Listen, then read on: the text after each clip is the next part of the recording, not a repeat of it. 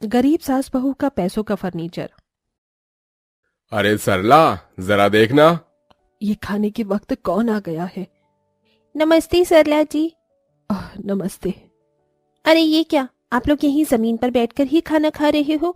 अरे हाँ हाँ, याद आया, आपके घर में तो कोई फर्नीचर ही नहीं है और आप यहीं जमीन पर बैठकर ही तो खाना खाओगे। वैसे ये सब छोड़िए, मैं ना यहाँ मिठाई देने आई थी। मेरे घर में ना अभी नया फर्नीचर आया है तो उसी का मीठा बांट रही हूँ। चलती हूँ। हाँ। चली गई। ये यशोदा जी की बहू कितनी बदतमीज है, इसे तो बड़ों से बोलने की तमीज ही नहीं है। छोड़िए माँ जी, आप आकर खाना खा लीजिए। पैसा इंसान को सब कुछ भुला देता है।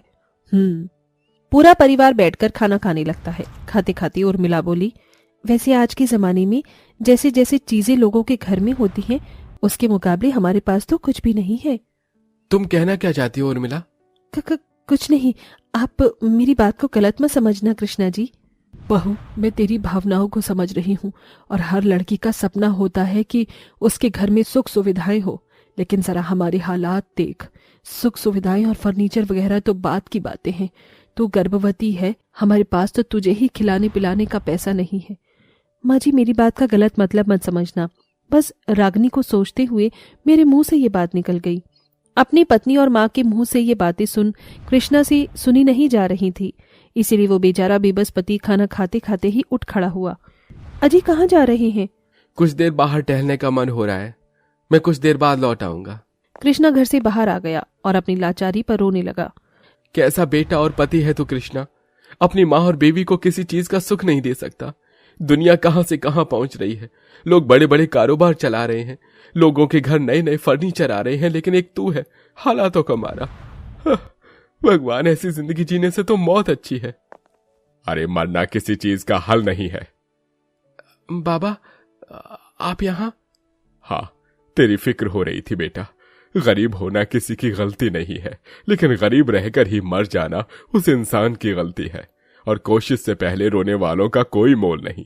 अगर तू अपनी माँ और बेबी को खुश रखना चाहता है तो हिम्मत कर, आगे बढ़, ऐसे मरने के ख्याल मत सोच।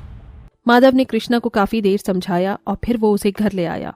कृष्णा एक गरीब किसान था जो किसानी करके ही अपने घर का खर्चा चलाता था, लेकिन इस महंगाई के दौर में उसकी मेहनत का कोई खास मोल नहीं निकल पाता था, जिसकी वजह से घर में तंगी बनी रहती थी और कृष्णा के घर में कोई सामान वगैरह भी नहीं था सिवाय एक बेड के। अरे नहीं बहू, जरा देख, फर्श पर कितने सारे लाल चींटियां हैं। हाँ माँ, अब हम कहाँ सोएंगे? अरे कहाँ, आप हमारे साथ बेड पर सो जाना, और ये लाल चींटियां बहुत खतरनाक होती हैं। अब यही करना होगा। घर में अगर कोई चारपाई वगैरह होती तो तेरे बेड पर सोने की नौबत ना आती। माँ, अब तो सो जाइए, आपका ये नालायक बेटा एक दिन आपको भी फर्नीचर का आराम दिलाएगा। ऐसा ना कह मेरे लाल। कृष्णा को अपने परिवार की चिंता बहुत खाती थी। जब कभी भी उसके घर में किसी चीज की कमी महसूस होती थी तभी कृष्णा बहुत उदास हो जाता था। ऐसे ही सिलसिला जारी था। एक दिन कृष्णा किसानी कर रहा था। क्या फायदा ये सब करके भी, जब नमक रोटी ही नसीब हो तो? मेरे जैसा पति होने से तो ना होना अच्छा है। मैं फिर से यही सब सोचने लगा।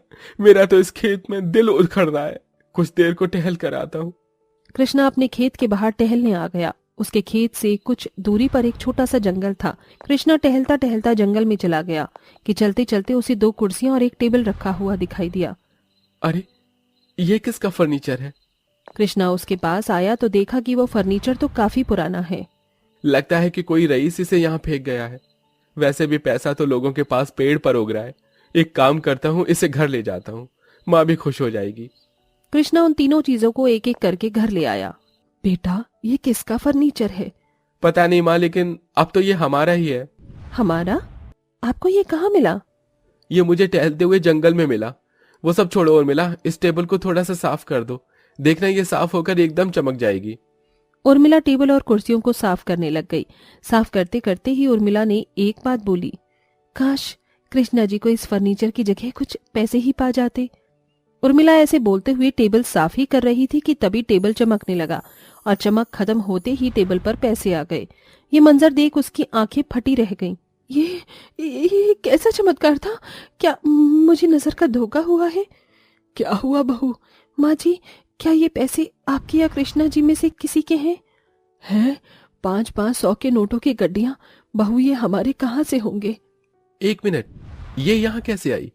पता नहीं, मैंने तो बस ही बोला था कि काश आपको कुछ पैसे पा जाते, और ये पैसे इस टेबल पर आ गए। सभी कंफ्यूज और शांत हो गए। जरा यही दोबारा बोलना।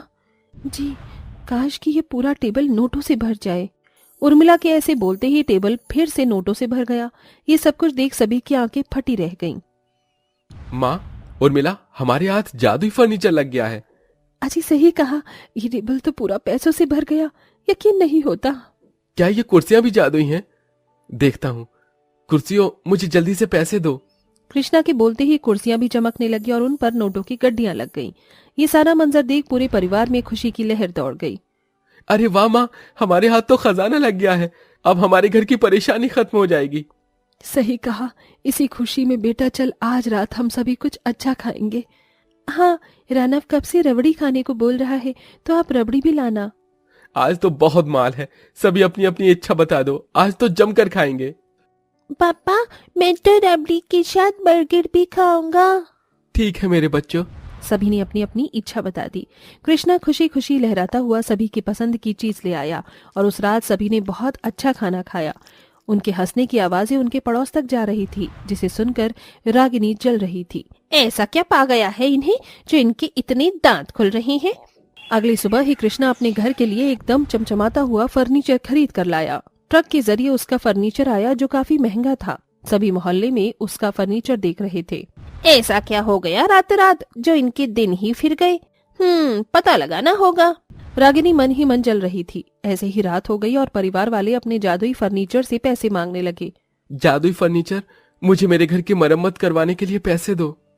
फर्नीचर ने कृष्णा को पैसे दिए, लेकिन ये सारा मंजर खिड़की से झांक कर रागिनी ने देख लिया था। अच्छा, तो ये माजरा है। ये तीनों ही चीजें जादुई हैं।